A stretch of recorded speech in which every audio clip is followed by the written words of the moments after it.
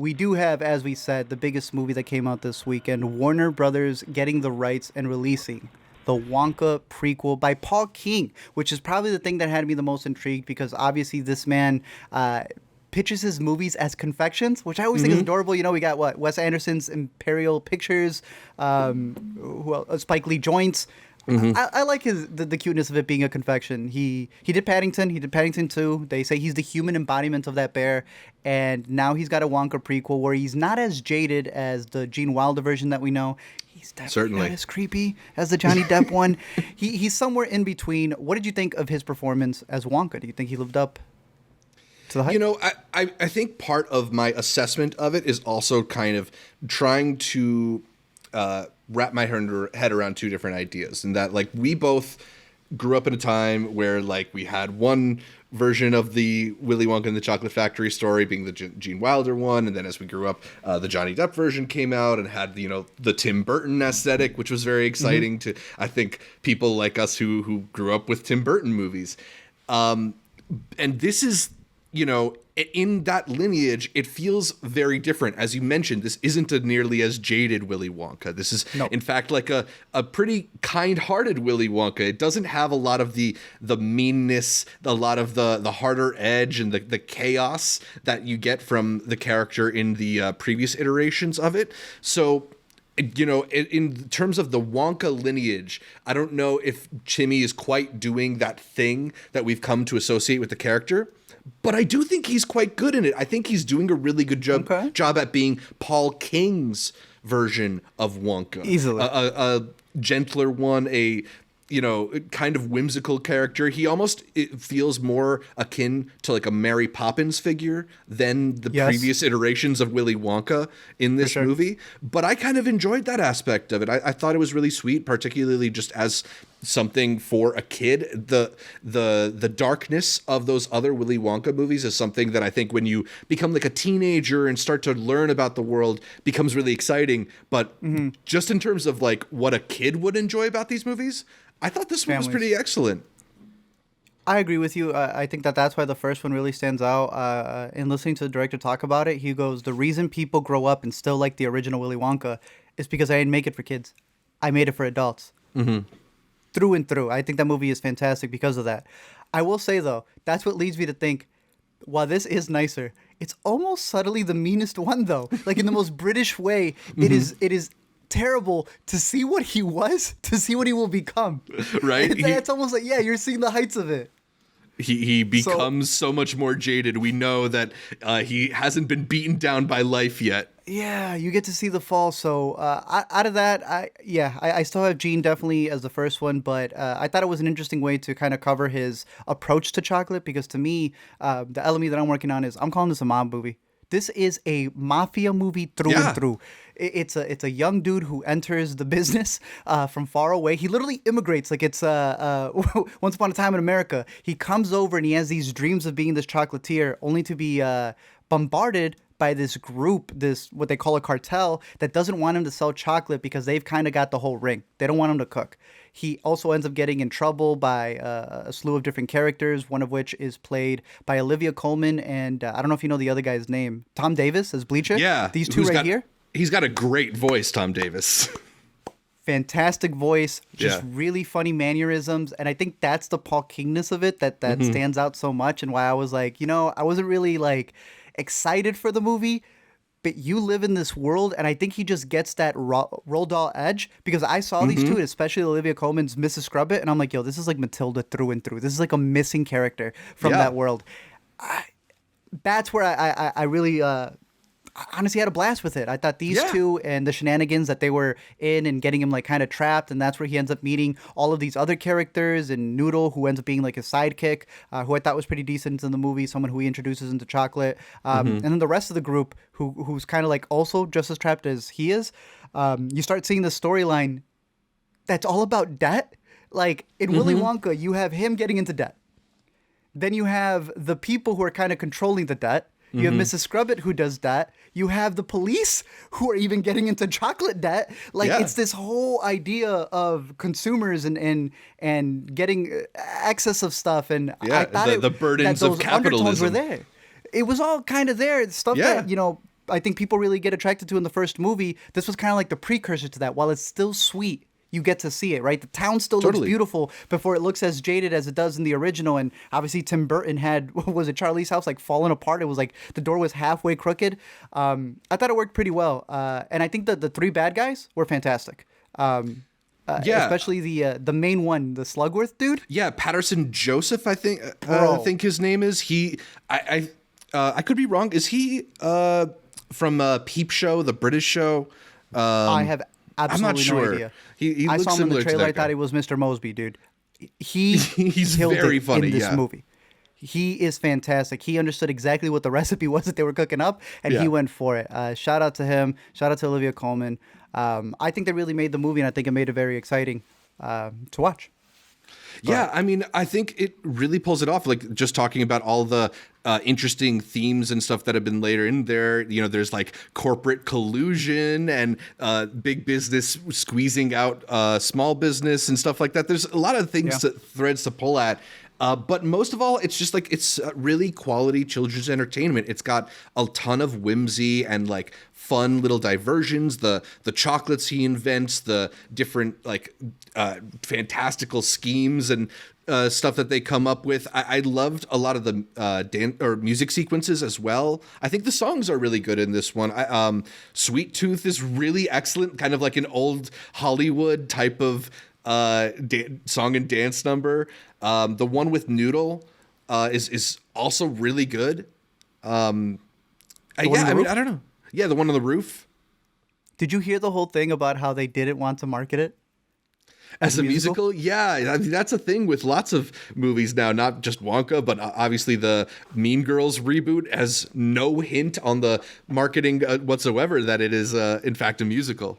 Yeah, it's this weird thing that they've been pushing where Hollywood is really scared to tell you what the movie is. Mm-hmm. And one, if they were hiding it, why release this? If there's one thing audiences hate more is you letting them know that you're lying to them. Right. Right? Because now they're like, okay, so you're pitching me something that I don't want to get. People do not like that treatment. And I know it's been a big thing in terms of trying to get the butts in seats. But to get a butt in a seat that's then not going to give you the word of mouth, I don't know. I guess it's a push and pull because a lot of people may see the movie after the fact and then really like it. You know, we pitch a lot of stuff, right? I remember when we were pitching Past Lives, people were like, I don't know, that looks boring. Then they sit in the watch and they go, oh, okay. Portrait, I remember being a massive one. People did not want to connect with like, what is this, an old movie about all these like girls just trapped in like a house? Then people saw it and they're like, yeah, France should have nominated this one. Maybe it is this idea of like people have this adversity to musicals, but once they're there, they do end up liking it. Mm-hmm. But if they were gonna hide it, they should. It's kind of like when the guy from The Last of Us decided to tell you, yeah, we're tricking you with episode 3. It's like, then bro, don't say that you're tricking you. just say you're doing movie magic or something. Mm-hmm. I don't know. I think revealing it is kind of goofy. I don't know who the marketing person was on there, but I agree with you. The Mean Girls one, I saw the musical on Broadway, and I'm like, why do they keep hiding the music? Right. It also doesn't help when that's what people hated the most about the musical. That's the thing. And I do think that a musical is a particularly hard genre to market the way that traditional marketing works because like, the most trailers will have just snippets of stuff and the songs don't typically work as well if you're just hearing like 2 lines of them or 15 seconds of them. Like maybe musicals have to go more the strategy of those like trailers that are centered around one big clip or one big song, because I think you could totally do that with different elements of this. Like just put one song out there that you really believe in and put all the marketing around that. Like you even have a classic song that's associated with Willy Wonka that's deployed really beautifully in this movie. You could just use that. I agree. You think there's a difference because it's live action? Disney has no problem marketing theirs. That's true. And maybe it's because like children's entertainment, family entertainment in general has been a lot of it has gone the way of animation because those films tend to have a better return on investment for whatever reason. And it's rarer to get something of this tone, of this high budget in live action. So I don't know. Maybe audiences are just conditioned that way, but like they haven't always been. And it's not like we're talking about so long ago when movie musicals were a bigger deal at the box office. So maybe it's just about training a new generation of audiences to actually anticipate that, want that. And you know, I think you're right. You like ultimately you're not going to win over fans by bait and switching them. If you have a musical and you put enough money, invested enough money to actually make the thing, market it as a musical. And there's a culture to it as well. La La Land has legs. Like, yeah, people love that movie.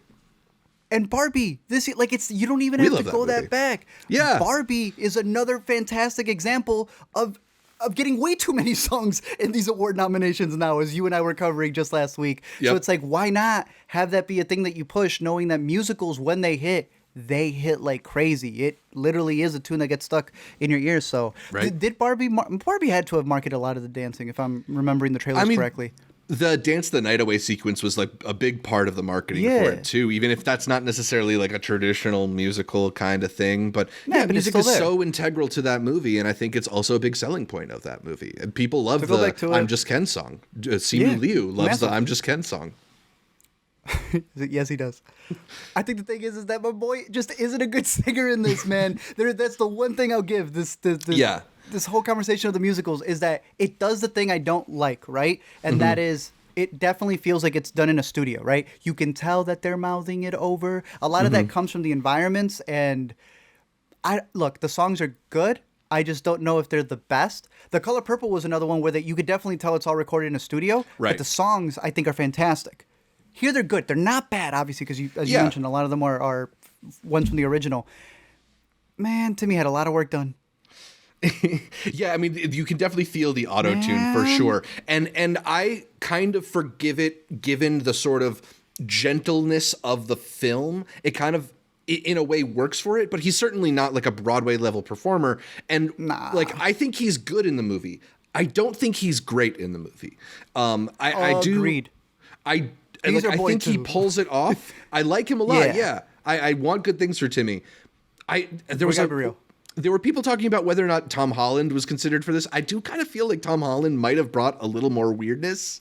Oh, why are you making me actually agree with you? I don't want him in that many movies, but you're actually kind of right. Yeah. Out of the two of these, when they're on stage doing those live performances, you got to get the Newsmaster. Might have been a little better.